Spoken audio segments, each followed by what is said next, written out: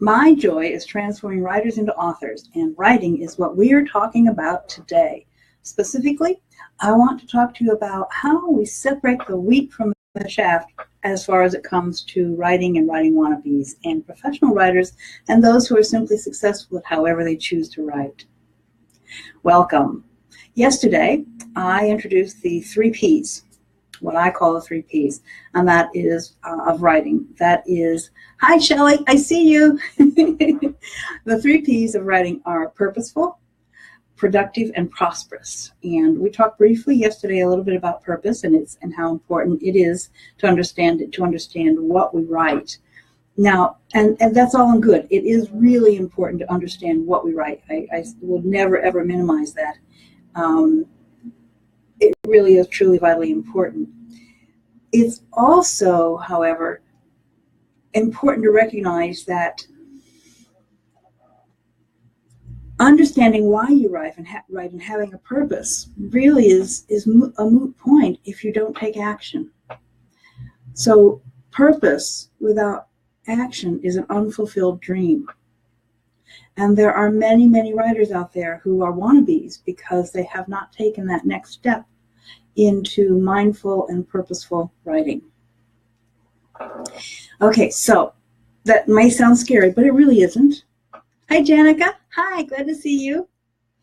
It really is not all that scary. When we're talking about being purposeful as a writer, we're talking about understanding what separates successful writers from wannabe writers, okay? And perhaps even successful writers from average writers, all right? Let's look at what writing is to begin with. Writing is essentially thinking. It really is. When we write, we are putting our thoughts on paper. Even if it's a virtual paper, it's on the screen, it still will think in those terms. Hey, Wanda, glad to see you here. So when we think about that, when we're thinking, all of us think. We do. It's just part of who we are. We think. When you're a writer, or when you want to take those thoughts and put them into words, that can be terribly frightening to look at that blank page or that blank screen in front of you and realize that as soon as you put those thoughts onto the page, they're real. They have a validity and a solidity. They are solid, and there's a focus to them. And they're also no longer ours alone. So it can be frightening, but it's also a joyful process as well, because for most writers, they want to share what they have to say, what their thoughts are, they want to share. And that is the difference between a writer and a wannabe. A writer truly does want to share those internal thoughts and in some way communicate a message of some sort to other people. So what's the difference between say an average writer, someone who does write, and a successful writer, someone who writes with purpose? Well, one of the big points, as far as I'm concerned, is a successful writer has a daily writing habit. Yeah, a daily writing habit. Now think about this. Not about writing, just in general. We all have a morning ritual. I know Wanda's morning ritual includes coffee. I know that for sure because I see her Facebook posts, okay? And perhaps your morning ritual is very, very, very, very basic, and all you do is jump out of bed with 5 minutes to spare before you have to hit the road and get in the car and go to work. Whatever your morning ritual is, you have one. We all have one. For writers, the one common feature in that morning ritual is it will include writing.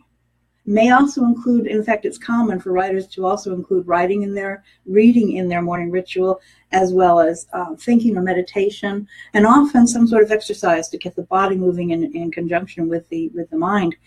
Regardless of what other pieces of a ritual are there, what other actions the writer is taking, if he's a writer, if he or she is a writer, that morning ritual will include writing. At some point during the day, there will be writing happening. Okay, it will happen. So I encourage all of you to do that if you're interested in writing. And actually, I encourage you to do it regardless. And I'll tell you why. Because it simply awakens your mind. Remember, writing is thinking. So when you start the morning by thinking, the day starts well. Hi, Carla. Thank you for joining. Okay. So, all right. So we've talked then about the first point, the second point. I've got 3 points here today. You didn't know that, but I do.